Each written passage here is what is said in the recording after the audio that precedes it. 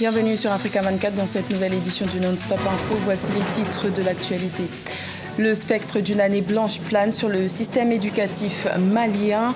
Le gouvernement tente de trouver une issue à la grève des enseignants en instaurant notamment une commission de conciliation. L'accord de libre-échange entre la Tunisie et l'Union européenne inquiète les agriculteurs tunisiens, mais le Premier ministre se montre rassurant sur les termes de cet accord qu'il affirme être gagnant-gagnant. Et le championnat de football malien n'a toujours pas repris, mais les joueurs préparent les éliminatoires du championnat d'Afrique des Nations de 2020. Malgré tout, une situation difficile. Mais tout d'abord, le conflit séparatiste qui sévit dans les régions du nord-ouest et du sud-ouest du Cameroun était pour la première fois au menu du Conseil de sécurité de l'ONU ce lundi 13 mai à la demande des États-Unis. Une crise humanitaire dans laquelle près de 4,3 millions de personnes auraient besoin d'une assistance, ce qui représente un sixième de la population camerounaise. On compte aujourd'hui 1,3 million de déplacés, soit 8 fois plus que l'an passé. L'ambassadeur du Cameroun à l'ONU a dénoncé les larmes de feinte de certains protagonistes. Au Mali, l'année scolaire en cours est menacée par une série de grèves des enseignants. Le nouveau Premier ministre Boubou Cissé a donc organisé le 11 mai une réunion de haut niveau pour rencontrer les enseignants grévistes avec l'objectif de briser le spectre d'une année blanche qui plane sur le pays. Reportage de notre correspondant Mokhtar Bari. L'école malienne connaît des soubresauts depuis le début de l'année scolaire 2018-2019. Conscient des risques qui planent sur le monde de l'éducation, le gouvernement en a fait sa priorité une semaine après sa nomination. Une rencontre devrait réunir les grévistes, le gouvernement, la société civile, les leaders coutumiers et les médiateurs de la République, avec pour objectif de réconcilier les acteurs. L'école est une question extrêmement importante pour déjà le président de la République. Il me l'a rappelé en tant que nouveau Premier ministre. Et je suis sûr qu'avec l'accompagnement de chacun, nous trouverons des voies et moyens pour d'une part éviter l'année blanche et d'autre part faire en sorte que la question liée à la qualité de l'apprentissage dans notre système éducatif puisse revenir dans les années à venir. Le médiateur de la République a été chargé de mener une mission de bons offices afin de sauver l'école d'une année blanche. Même si les syndicats n'ont pas daigné prendre part à la rencontre, le gouvernement s'est dit confiant. Nous pouvons dire aujourd'hui qu'il y a des avancées significatives à ce niveau. Chacun doit comprendre aujourd'hui que l'État, le gouvernement malien, l'État dans son ensemble fait face à beaucoup de priorités d'urgence liées à l'état même dans lequel le pays se trouve. La synergie des syndicats d'enseignants signataires du 15 octobre 2016 réclame la satisfaction de 10 points de revendication. Sur les 10 points, 7 ont été satisfaits par le gouvernement. En Afrique du Sud, la commission électorale a confirmé le 11 mai la victoire de l'ANC, le parti au pouvoir aux élections législatives. Une victoire en demi-teinte puisque le parti historique sud-africain remporte ses scrutins avec 57,5% des suffrages, un résultat qui confirme le déclin continu du mouvement historique fondé en 1912. Solène Duplessis. Après la victoire en demi-teinte de l'ANC aux législatives du 8 mai, le président sud-africain Cyril Ramaphosa a assuré dimanche que son parti allait tirer les leçons du scrutin. L'ANC a en effet remporté les élections avec 57,5% des voix, mais sans grand enthousiasme de la population. C'est en effet son plus mauvais score en 25 ans de pouvoir. Le président promet cette fois de répondre aux attentes des citoyens en créant des emplois et éradiquant la corruption. Nous avons tiré les leçons. Nous avons entendu le peuple. Nous avons bien compris ce qu'ils attendent de nous. Ils ont dit « nous voulons des emplois ». Alors nous allons travailler dur pour créer des emplois pour notre peuple. Ils ont dit « nous devons mettre un terme à la corruption ». Nous allons mettre un terme à la corruption. Autrefois mouvement de libération historique, l'ANC a ensuite été marqué par une décennie de mauvaise gouvernance, un taux de chômage élevé et la persistance des inégalités sociales et raciales. En effet, 46% des familles noires vivent sous le seuil de pauvreté, contre 0,8% pour les familles blanches. La principale mission du président sera désormais de regagner la confiance de la population. Déjà, ça fait trop longtemps que l'ANC gouverne le pays. Donc déjà, la durée provoque l'usure.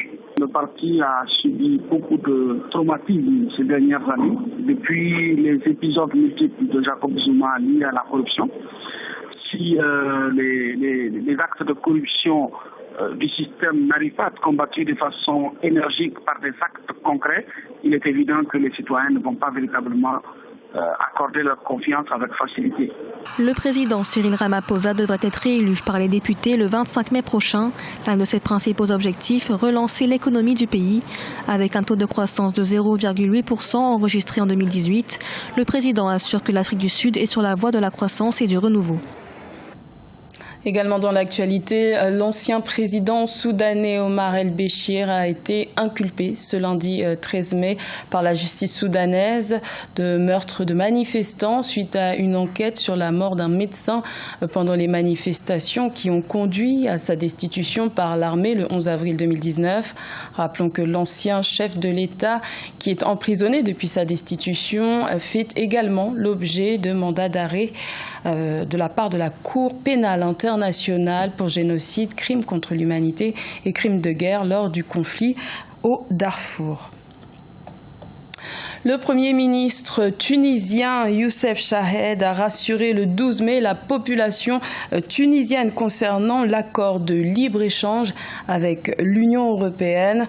Un accord en négociation depuis 2015 qui devrait être signé d'ici la fin de l'année 2019. Mais cet accord fait craindre une précarisation de l'agriculture aux ouvriers tunisiens, voire même une disparition de ce secteur au profit de la concurrence étrangère. Solène Duplessis.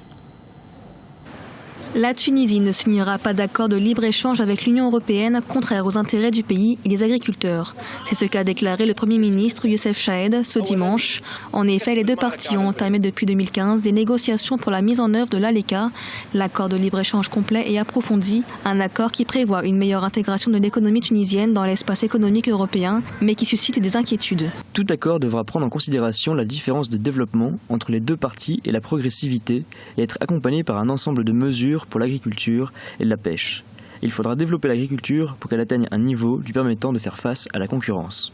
Un accord qui fait débat. En effet, l'ALECA pourrait, selon des experts, nuire au secteur agricole tunisien. L'Union tunisienne de l'agriculture et de la pêche, qui s'oppose à la signature de l'accord dans sa version actuelle, craint qu'il n'affecte notamment l'indépendance alimentaire et la compétitivité des produits agricoles tunisiens. Il y a un vrai problème en termes de négociation et surtout cette ouverture du marché va encore pénaliser le marché tunisien. Mais quoi qu'il en soit, le pays ne s'est pas préparé pour avoir les anticorps et affronter une complexité de la réalité du monde d'aujourd'hui, en tout cas dans cette relation avec l'Union européenne. Les négociations entre la Tunisie et l'Union européenne pour l'accord de libre-échange entrent dans la phase terminale. Sa signature a été annoncée pour fin 2019. L'ALECA devrait ainsi renforcer l'accord d'association en vigueur depuis 1995, mais le gouvernement tunisien souhaite au préalable élargir les discussions avec la société civile et le secteur privé dans le cadre d'une approche participative. Au Mali, la reprise du championnat de football définie par la feuille de route de la FIFA se fait toujours attendre. La compétition devait pourtant reprendre en janvier 2019 pour notamment préparer les joueurs aux éliminatoires de la 6e édition du championnat d'Afrique des Nations prévue en 2020. Le point sur la situation dans ce reportage de notre correspondant Mokhtar Bari. Le Mali prépare les éliminatoires du championnat d'Afrique des Nations, le CHAN 2020. Compétition dédiée aux footballeurs évoluant dans les championnats locaux, elle sert de tremplin aux locaux qui voient désormais leur place ravie par ceux évoluant en Europe. Au Mali, des difficultés subsistent pour la sélection des joueurs, faute de championnat il y a 2 ans. On est obligé aujourd'hui de faire avec. On est en train de multiplier les matchs amicaux, de voir réellement, de permettre aux joueurs que nous avons de retrouver petit à petit leur meilleur niveau. Nous avons déposé un programme aussi au niveau de la fédération pour nous permettre aussi d'avoir des matchs amicaux à l'extérieur. Au moins si on parvient vers 2, 3, 4 matchs amicaux dans les pays proches, je pense que ça va nous faire du bien. La reprise du championnat qui semblait un acquis avec la feuille de route de la FIFA se fait toujours attendre.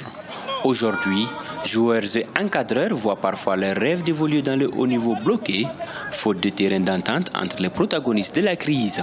Vous savez, qu'on le dise ou qu'on ne le dise pas, on est persuadé que les acteurs de football, tout le monde est fatigué aujourd'hui par cette crise. Donc, nous prions Dieu, nous prions les acteurs de football, nous prions surtout surtout les dirigeants du football, réellement qui prennent conscience qu'ils trouvent la solution très vite. Le Mali, qui doit affronter la Guinée-Bissau au premier tour, multiplie des matchs amicaux avec des centres de formation, mais aussi avec les équipes ayant représenté le Mali dans les compétitions africaines de clubs. C'était le journal de la rédaction. Merci de l'avoir suivi. L'information continue sur Africa 24.